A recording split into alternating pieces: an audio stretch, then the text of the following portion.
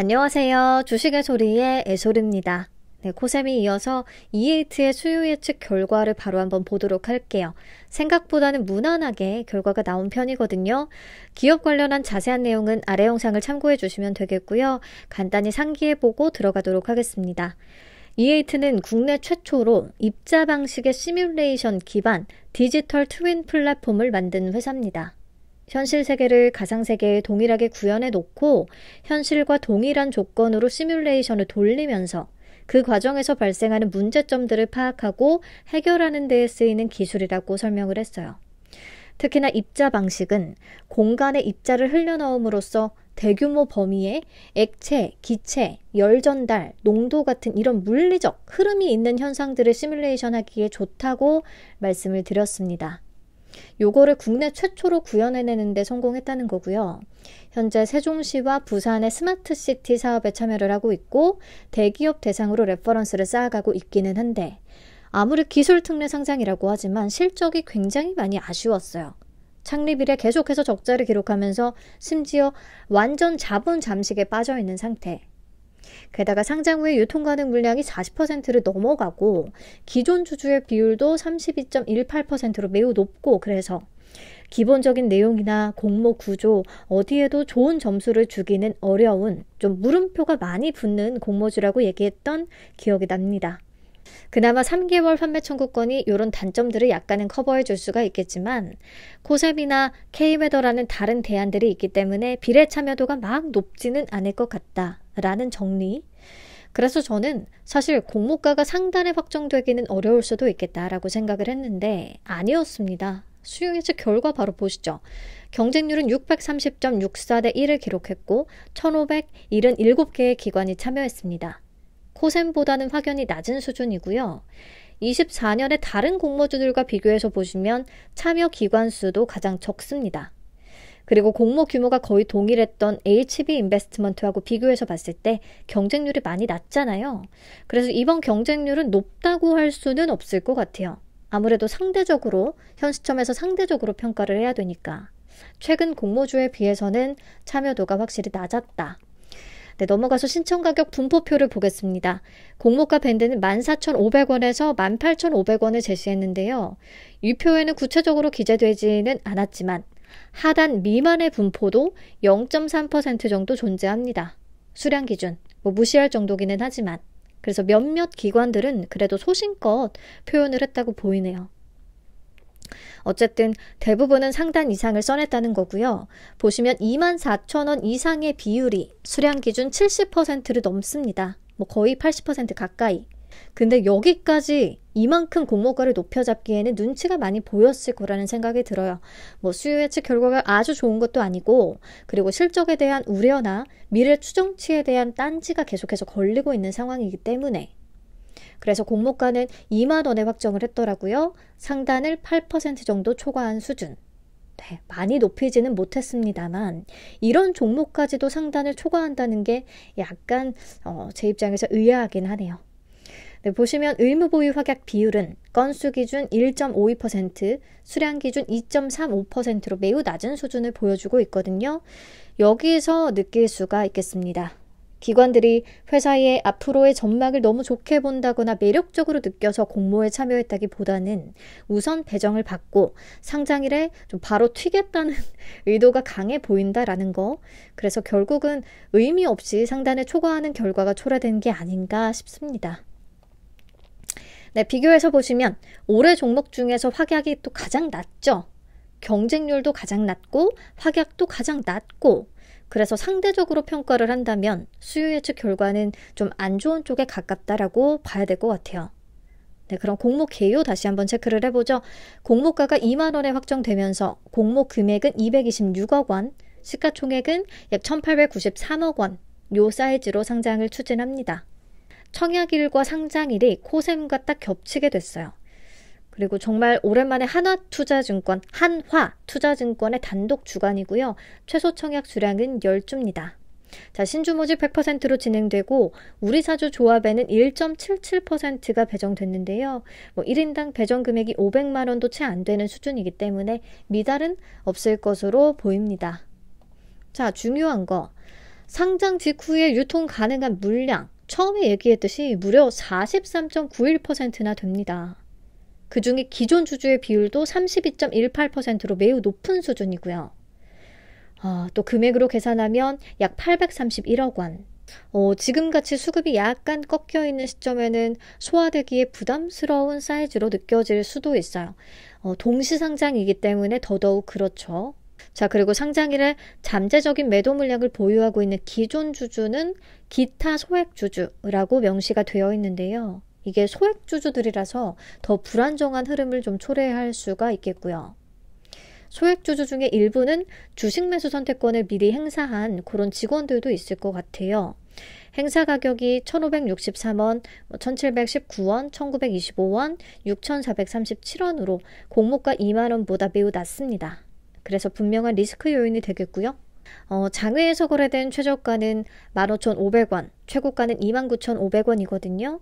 차트상으로 봤을 때 2만원 위에서 본격적으로 거래가 터지긴 했으나 2만원 아래에서의 거래도 꽤 존재하기 때문에 이 또한 불안하긴 합니다.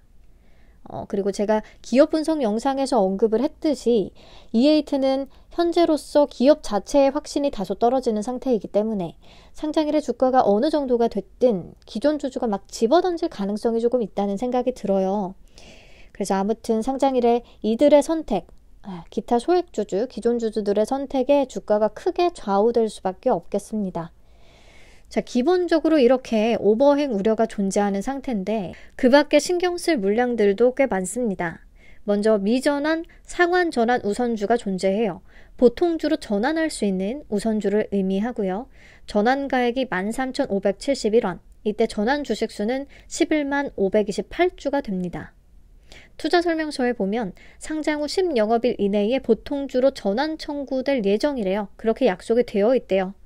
그렇기 때문에 상장 후에 보통주가 그만큼 늘어나게 되고 이에 따른 주가 희석 위험과 또 잠재적인 매도 물량이 늘어난다는 리스크 있다는 거 확인하셔야겠습니다. 그리고 미상환 전환 사채도 있습니다. 보통주로 전환할 수 있는 사채를 얘기하고요. 행사 가격은 19,000원, 전환 주식수는 31만 523주. 행사 가격이 다행히 공모가랑 별 차이가 없긴 한데 어쨌든 상장 후에 주가가 19,000원 위를 유지하게 된다면 전환권을 행사할 가능성이 있다는 거. 그러면 마찬가지로 주식수가 늘어나고 잠재적인 매도 물량이 되는 거니까 이것도 확인을 하셔야겠죠. 플러스 미행사 주식 매수 선택권도 있습니다. 상장 즉시 행사 가능한 수량은 92,800주, 많진 않은데 확인은 하셔야겠고요. 행사 가격은 6,437.5원, 9,761원. 네, 행사 가능성은 크겠네요. 공모가랑 괴리율이 높기 때문에. 결국에 단기적으로나 장기적으로나 주가 흐름에 영향을 줄 그 잠재적인 물량이 꽤 많은 상태라 부정적으로 보이긴 합니다. 근데 기업 분석 영상에서 말씀드렸듯이 상장 주선인인 한화투자증권이 취득한 평균 가액은 18,865원 정도였어요. 그래서 공모가가 밴드 상단 18,500원을 초과하지 않았다면 오히려 상단보다도 높은 가격인 거고요. 공모가 2만 원과 괴리가 크지 않다는 거, 요거는 다행이라고 보는 포인트이긴 해요. 물론 이 물량은 3개월간 보호이수가 걸려있기 때문에 상장 즉시 풀리지는 않겠고요.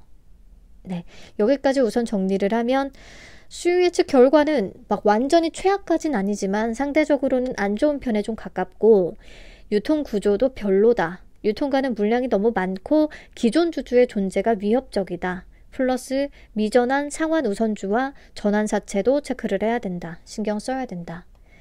조금 불안하죠, 어째?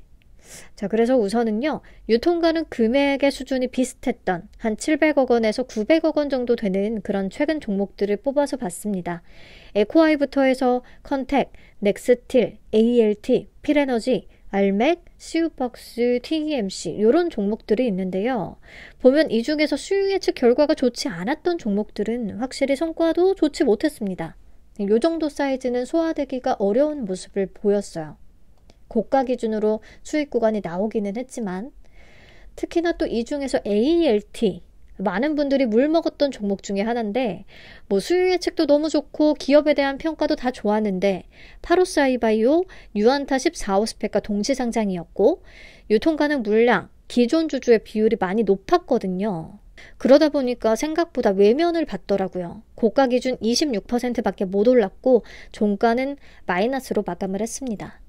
지금 E8는 수요 예측 결과는 그저 그렇고 동시상장인데다가 유통 물량이 많기 때문에 이런 최악의 상황도 그냥 잠깐 생각 정도는 하고 참여를 해야 될 것 같고요. 다만 3개월 판매 청구권이 붙어있기 때문에 이 종목은 손실을 10%로 제한할 수 있다는 게 어쩌면 꽤 큰 매력이 될 수가 있습니다. 상장 후에 주가가 공모가 대비해서 10% 넘게 빠지더라도 공모가의 90% 가격에 다시 되팔 수 있는 그런 권리가 붙어 있으니까요. 그래서 손실은 10%로 제한하고 수익이 나면 땡큐인 거고, 근데 수익이 난다고 해도 수익률이 아주 높지는 않을 것 같다라는 게 개인적인 의견입니다. 자, 그럼 배정 물량과 청약 한도 체크하겠습니다. 한화에 28만 2,500주가 배정이 됐고요. 균등 물량은 14만 1,250주가 되겠네요.